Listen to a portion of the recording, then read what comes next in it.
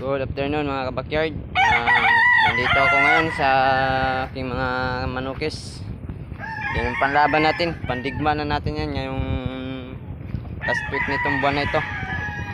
Ayan sila. At pumunta ako dito mga kabakyard at gumawa ako pala ng tipi. Yan, naayos yung mga tipi nila. Na-arrange ko na pati sila para maging safe.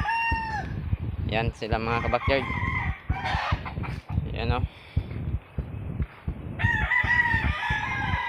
Yan sila. So yun lang mga kabakyard. Abangan nyo na lang yung post ko pag tapos namin magsabong. Yan sila.